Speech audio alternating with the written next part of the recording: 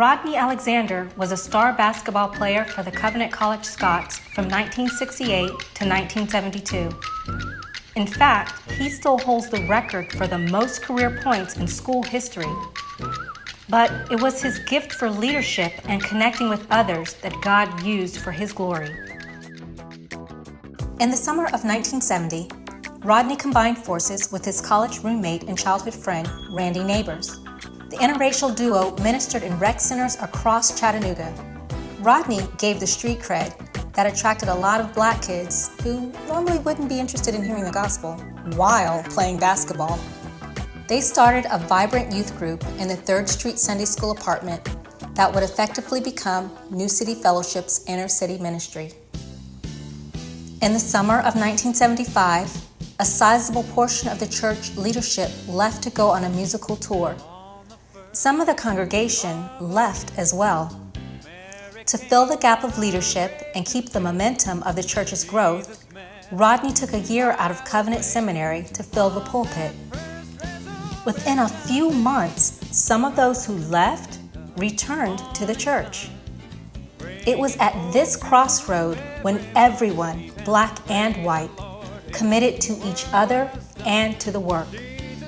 Inner City Missions, which was previously closed down due to staff resignations, was also reinstated.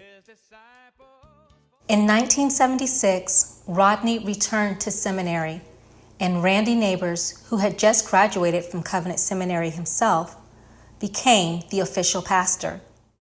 Rodney Alexander served New City well as a gifted preacher, singer, and leader. We recognize his impact and importance to New City Fellowship's Black history.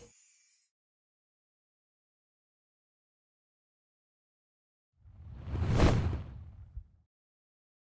would also say that it took humility for all the people who decided to come to lay down their own cultural prerogatives in order to deal with each other. I think it was especially hard for the black folks who made New City a part of them. Sometimes I think as white people we think of New City as some sort of a haven for black people, and it should be, but it's often an uncomfortable place for black people, and that often their family and friends question their race card for worshiping with a majority of white people at church. So I think they had to show humility and being committed to what Jesus was asking them to do. And I appreciate the sacrifices that they made as well.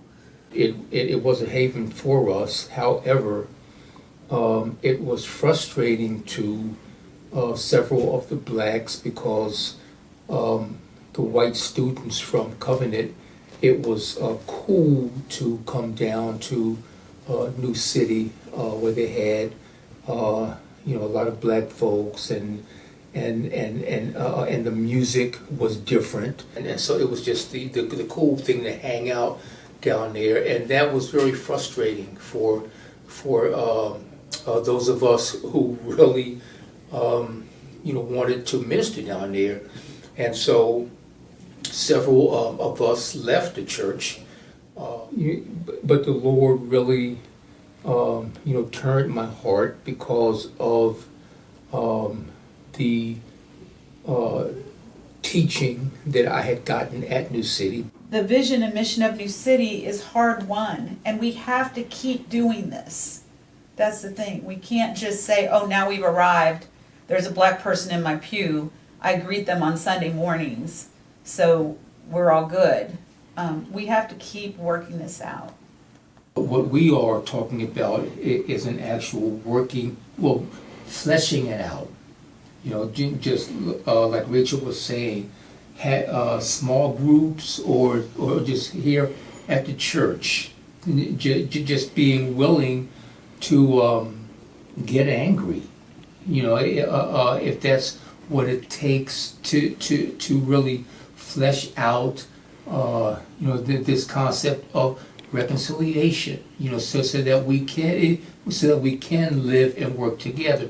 It is messy. It is not clean, but the end result will be what the gospel is all about. Amen.